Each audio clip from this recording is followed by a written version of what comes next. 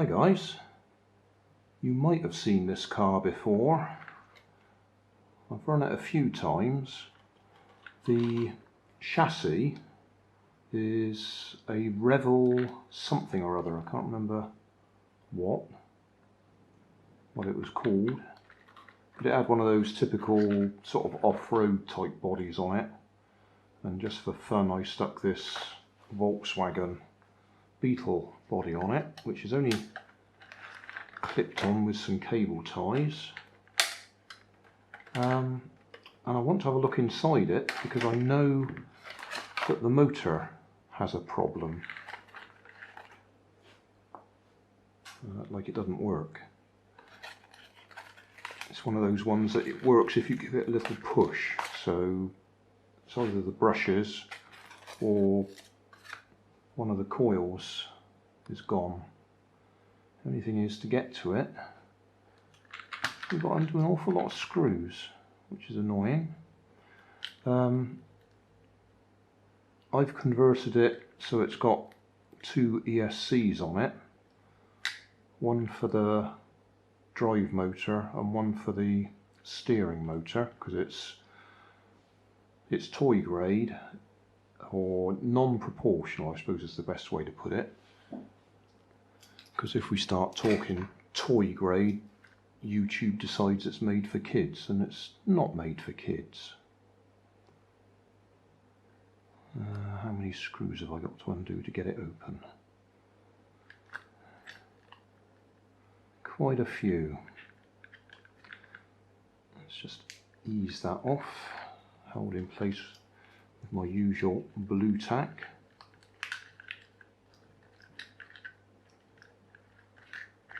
Right, loads of screws to undo.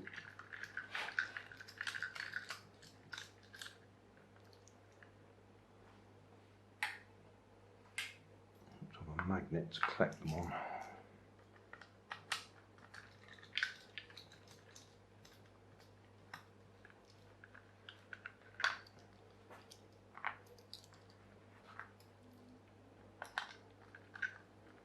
It's quite annoying the way that they have put it together, because you've got to undo all of these just to get in there each time, and yet you need the plastic cover on there because it holds the steering in place.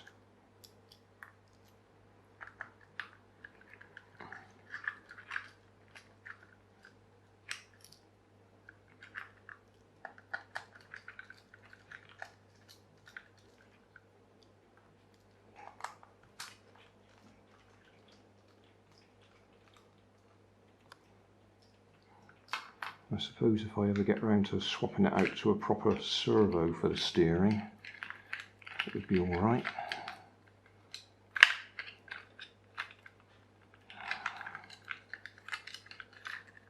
Oh, look at all that. Okay, so that's the motor, which is playing up. Now, funnily enough, I've just taken the Mitsubishi Pajero apart, and I think that had the same size motor and the same metal gear on it. I've just taken it upstairs. I'll go and grab it and bring it back. But ideally we'd do away with this and put a proper little servo on there to do the steering. And this is what I'm saying about it needs the plastic cover on there, because that bit there, which is part of the steering, without the cover on it, that will just fall off. And the same on the other side.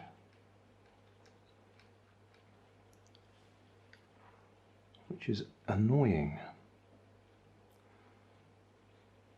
Well, I expect if we were actually going to put a servo in there, which is going to be awkward, we could actually have the push rod arm going straight from the servo to there, but then we need a link going across to that one. So it's not impossible, but it's annoying. I'll go and grab that Pajero. Well, before I take the Pajero apart again, and I apologise for people who find the word Pajero insulting, but that is what the car is called. They changed the name apparently because Pajero means something rude in one country or the other. Right, I've got a few other motors here. So I was just wondering whether we could squeeze one of these in. That's going to be too long, isn't it?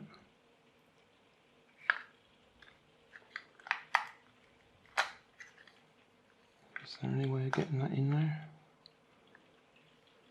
Ooh. Slide backwards and forwards a bit, I expect.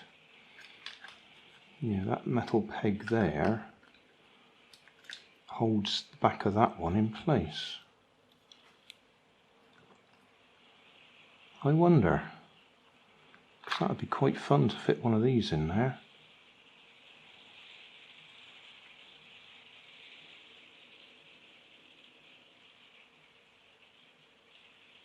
I bought some sort of semi-random motors on eBay. I can't remember what they were. In the video description I expect I'll put a link to the postbag episode. That would be sensible to use one of them if I can get that in there. Right, I'm just going to have a little look. I'm going to move the camera out of the way because I can't work on it at the moment. Well, if you can hear me over the rain, I've just looked in my box of motors and I've realised I've got these ones that are shorter than these ones. I mean, no doubt that one's more powerful, but that one is exactly the same length, case-wise, as that one. So I've got two choices. Because if I stick that one on its edge in there, then the slot there aligns with, there's an alignment slot in there, which will hold it. I'd have to put some packing either side to hold it in place, but that stops it spinning, same as that little slot there does.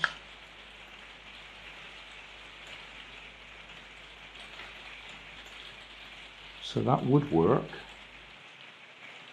or I have to trim the plastic stopper there so that we can stick the bigger motor in.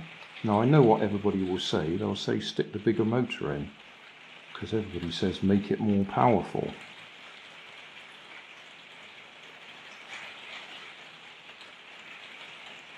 So I have to have a think about that. I'm going to leave it for now, being as it's midnight. And we'll come back to that tomorrow maybe. Because it would be nice to swap that out for a proper servo as well.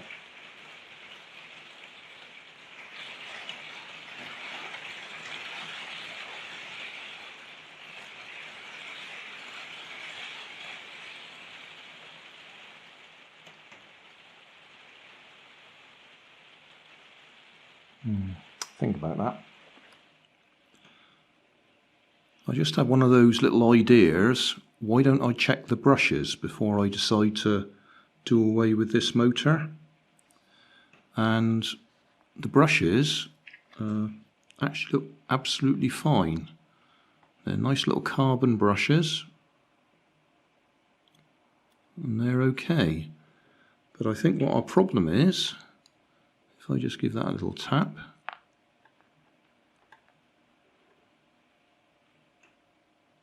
that's the bit that the coils are soldered onto in there, and I think that might be what our problem is. It's overheated so much, I don't know if you can see, there's spray of solder in there, where they've desoldered themselves. So it's possible I might be able to just resolder them, and they might be okay. Now I know that I did rewind a motor quite a while ago, so this might be the one that I rewound and I didn't solder it very well. Possibly.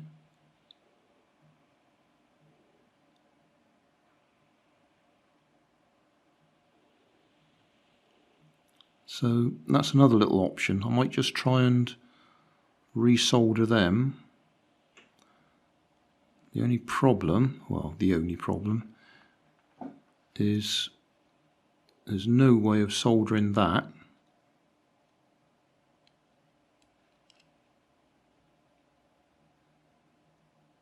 in place without getting the gear off, because we need to pull the gear off so we can pull the armature right out so we can solder on the back of this bit.